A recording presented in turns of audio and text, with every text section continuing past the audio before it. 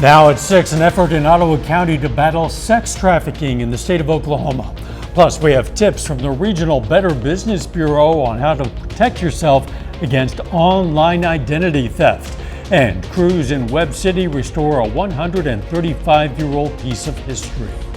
The 4 states' most watched news starts now.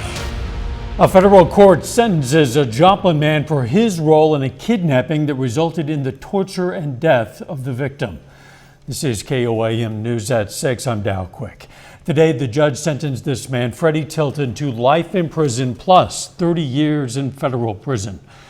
Tilton pleaded guilty in September of 2023 to his role in a kidnapping conspiracy that resulted in torture and death, as well as 2 counts of being a felon in possession of firearms. Tilton is among 6 defendants who pleaded guilty and have been sentenced in this case. In a separate case involving a second victim, Tilton was found guilty at trial on September 17th of 2024 of 1 count of conspiracy to commit kidnapping, 1 count of kidnapping, and 1 count of stalking. A Miami nonprofit is now certified to help adult victims of sex trafficking. The Community Crisis Center is one of 4 organizations certified in the state of Oklahoma. KOAM Samantha Walker has more on how the nonprofit is hoping to help better support victims. It's a huge misconception that it's only happening in urban areas. Exploitation, abuse, assaults, it can happen in any community. The Community Crisis Center in Miami is now certified by the State Attorney General's office to provide services for survivors of sex trafficking. The organization, which supports survivors of domestic violence, sexual assault, and stalking, sought the certification when they noticed a number of who they worked with were also victims of trafficking. It was important as an agency that we evolve so that we could make sure that those individuals are getting the services that they need and be able just to better serve those in our community that need us. CCC defines trafficking as the use of force, fraud, or coercion to make someone participate in a commercial sex act or other work they do not want to do. While trafficking can involve abductions in major cities or abroad, Samuel says a lot of trafficking happens in communities, including rural ones like Ottawa County. By us not acknowledging that it's happening in rural areas, we're doing a real disadvantage to those that are being harmed. We believe that services should be available in every community in every state. In its 2024 report on human trafficking, officials with the U.S. Justice Department said they aren't able to collect a total number of human trafficking victims in the U.S. What constitutes as trafficking can vary between states, and there isn't any one place where a total number of victims is collected.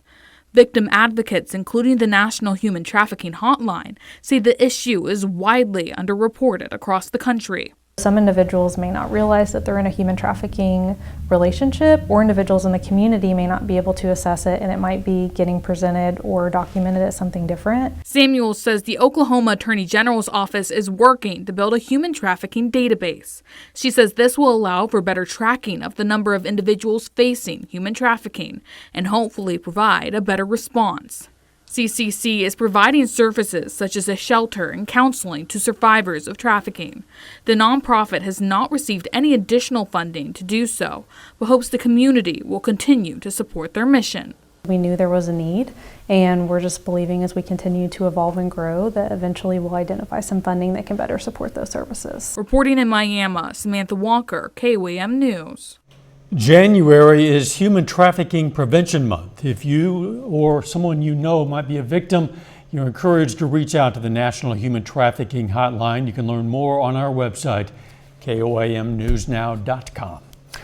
Let's check in with meteorologist Lindsay Gaffney now for our first look at the weather. Well, since yesterday we warmed up about 10 degrees with our high in the upper 40s. Now we're starting to dip down into the 30s though. With a light breeze, we are seeing a bit of a wind chill, about 5 to 10 degrees cooler than what the actual temperatures are. We're going to see those winds continue to gust through most of the evening up to 25 miles per hour and as low as 15 miles per hour. So 15 to 25 mile per hour wind gusts. They die down early in the morning, but we stay mostly clear all night long. So overall, it's going to be a pretty decent night.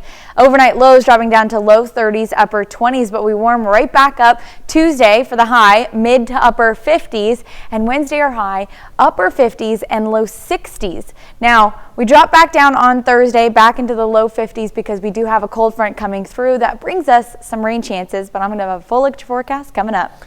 See you soon. This is Data Privacy Week, which aims to encourage people to safeguard their online data. According to IDstrong.com, Missouri's most common data breaches include credit card information or other personal information theft. In 2019, Missouri's Southern State University experienced a data breach caused by a phishing attack. A link from an email was clicked, allowing an unauthorized party to gain access to personal information. More than 22,000 students or alumni were affected. This week also highlights the importance of protecting your passwords from hackers trying to access social media accounts. Protect yourself. So making sure that your passwords are long and strong and using multi-factor authentication. So that's where you get that 6-digit code, or you have to use some other type of authenticator app as a second step before you log in. The regional BBB director says if you're shopping on a new site, check bbb.com to confirm it's a safe site before you enter your credit card information. And if you come across a scam, which says you can report it on the BBB website. A bill before the Arkansas General Assembly could soon require all law enforcement officers to wear body cameras. The bill would also require the recording of law enforcement interactions with the public. According to one police chief, the recordings could be used for not only law enforcement action, but for training purposes also.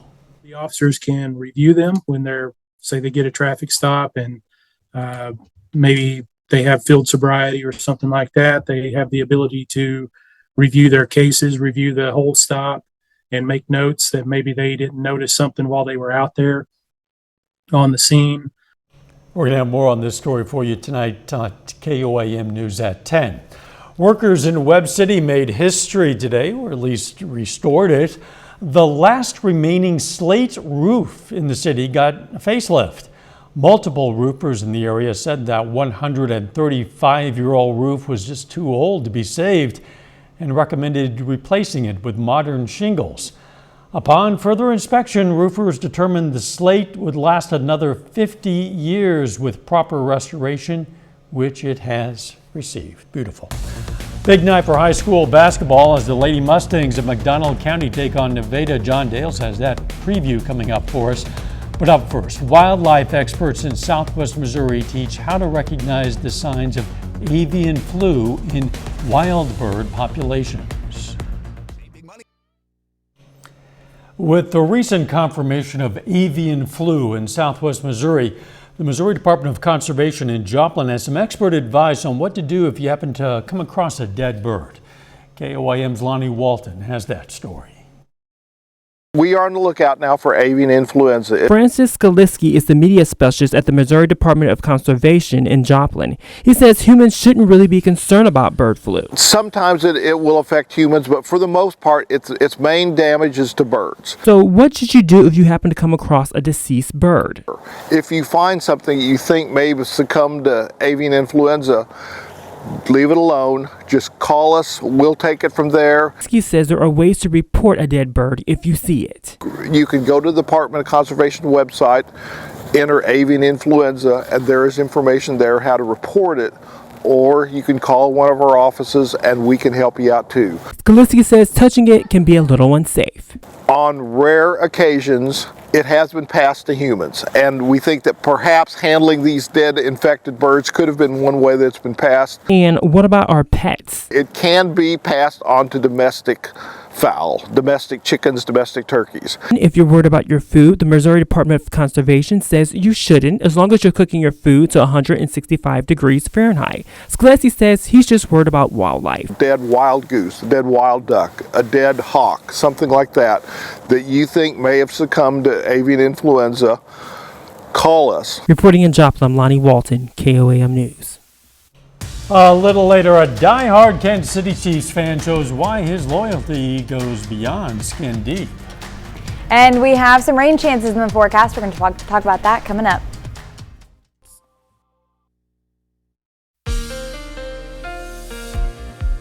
Well, it was a pretty good day today. Temperatures were a bit warmer than yesterday and sunny skies. Let's go ahead and take a look outside downtown Joplin from the Cornell Arts and Entertainment Complex. We're looking pretty good. Clear skies continue through tonight, which is a perfect chance to see 6 planets aligned tonight and through the rest of the week, though clouds are going to start to move in later in the week ahead of some rain chances.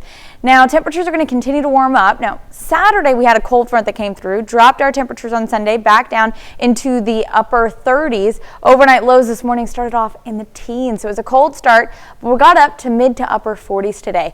Now, our overnight low, much warmer than this morning. We're only getting down to the lower 30s, upper 20s, but like I said, clear skies all night long, which is the chance to see the 6 planets aligned throughout the rest of the week. Now, tomorrow, still looking pretty good, though clouds start to move in late tomorrow afternoon. Upper level clouds, but holding off to give us a pretty nice day tomorrow. Sunny skies throughout the early afternoon period and temperatures warming up to the mid to upper 50s, though it's still going to be a bit breezy as well. So looking ahead, we're going to watch that future track. We're dropping down to the upper 20s, low 30s. Those upper level clouds start to push in late Tuesday night, so it's about 11 p.m. Outside of that, we're having a good day tomorrow. Then the lower level clouds start to push in pretty early on Wednesday before noon, and then heading into the rest of the day, we're going to start to see those scattered shower chances popping up as early as 9 p.m. Now, all of the rain is coming in because of a low pressure system. We've been watching it for about a week now. It's off in the west coast. It's been cut off for a few days, and it's going to continue to be cut off before it starts to rejoin with the upper level flow. So let's watch that, see how it's starting to rotate and then push off into the east as it rejoins with the upper level flow. Overcast skies Wednesday morning, and then we're going to start to see those light scattered showers creeping in by Wednesday evening. Now, the low pressure system really starts to ramp up as we head into Thursday, though mostly just for south of us. There's our cold front. You can see how the storms are lined right along that cold front, but we are ahead of that when we're right next to that low pressure system, so we're not getting those strong storms. We are still going to get some heavier rain midday on Thursday, and then continuing scattered shower chances kind of trailing off Thursday evening and into Friday morning, though we do have a bit of a lull as the showers clear out. This is about 6 a.m. on Friday, so about 6 to 8, we're going to have a nice little break from the rain. Still some overcast skies, but perfect for people to get to work, get to school without getting rained on. And then that tail end of the low pressure system, rain wrapped around it, and it's going to move into the area Friday afternoon, give us another little round of rain showers. Though we're not expecting a ton of rain because that main line is going to be south of us in Arkansas, in southern parts of Oklahoma, and in Texas. We're seeing maybe half an inch all the way to an inch of rain, though further south we go, a little bit more rain chances for us out in southern parts of northern parts of Arkansas, Bentonville area, and in Oklahoma. Now, temperatures drop slightly on Friday, only up to the upper 40s. Warm right back up on Saturday and even into Sunday. 60 degrees is a possibility. And then we have another round coming in next week that's going to drop our temperatures yet again. I'm loving the approaching 60-degree forecast. Oh, me too. I'm so excited. We're ready. Thanks. Still ahead, Missouri Southern football picks up a couple of local recruits, and McDonald County girls basketball faces Nevada for the second time this season. John Dales has those stories and more coming up next in sports. Medical provider. National Signing Day for Division I and II college football is less than 2 weeks away. Wednesday, February 5th is the initial signing date for incoming freshmen that plan to enroll in the 2025-26 academic year. Well, Missouri Southern football picks up a couple of commitments from locally right here in southwest Missouri over the weekend.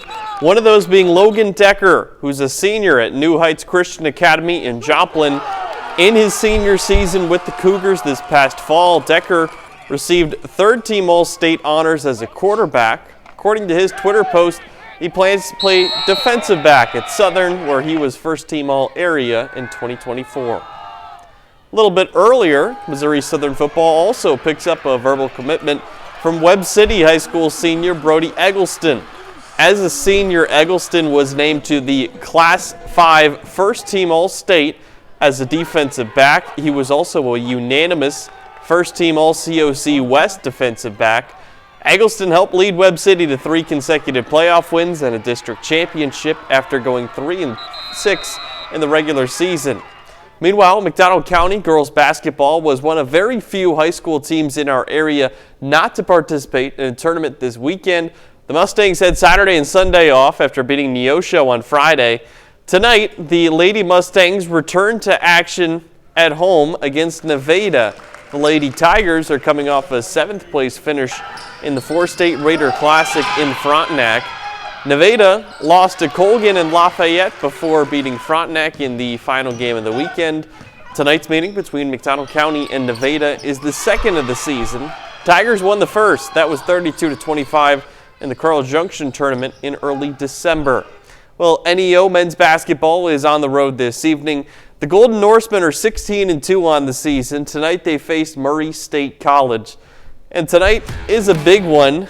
The Aggies are no slouch. They're 8-1 on their home floor and have a 15-3 overall record so far this season. Now this is the beginning of an important stretch for the Golden Norsemen. This Thursday, they're on the road once again. That's at Connors State, who's 15-2 this year, and also with just one loss at home. Tonight's contest scheduled for a 7:30 tip-off.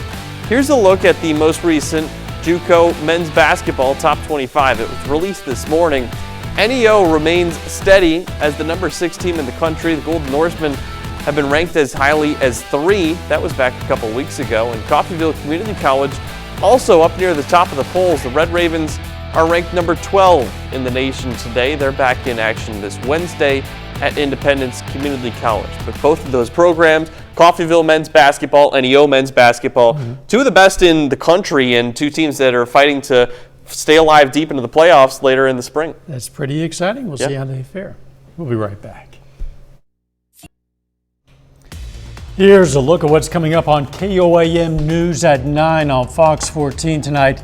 We told you it's Data Privacy Week. Well, we're going to have more from an expert for tips on how to protect your identity online.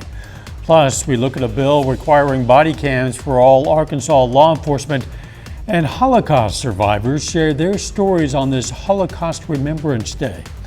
Those stories, a lot more. It's coming up tonight. KOAM News at 9 on Fox 14. A Chiefs superfan was certainly hoping for that win yesterday and a special celebrity to sign his tattoo. David Leach has a tattoo of quarterback Patrick Mahomes on his back. This 9 by 6 inch replica of Mahomes happened after Leach lost a bet with his hometown of Raytown, Missouri. The bet that the Chiefs would never draft a franchise quarterback. Well, of course, they did, and Leach got that tattoo. Mahomes even signed it for him. Now, Leach would love to add Taylor Swift and Travis Kelce's signature to the tattoo also. I bet in 2017 we would never draft a franchise quarterback. We drafted Patrick Mahomes. Since I got the tattoo and Patrick signed it on Jimmy Kimmel, we have never lost a game I've attended. That includes Super Bowl in Arizona, AFC Championship games, and regular season games. Most painful tattoo I've ever gotten in my life. Kansas City Chiefs, of course, are going to play the Philadelphia Eagles in Super Bowl 59, February 9th in New Orleans on Fox 14. Good for him getting that tattoo. Of the signatures that he would like to get, I imagine Taylor Swift would be the most difficult. Yeah, probably. I need to know what Mahomes signed that with, that his signature is still there now. My suspicion is it was signed and then tattooed over the top. Probably right about that, yeah. Well, yeah, weather's looking pretty good for the next couple of days. In the 50s and even getting into 60s, plus we have some rain chances later on this week. Final sports note. I'll have more on that McDonald County Nevada girls basketball game later tonight. Look forward to that. Thanks for joining us. We're going to see you right back here for KOAM News at 10. Let's make it a great evening.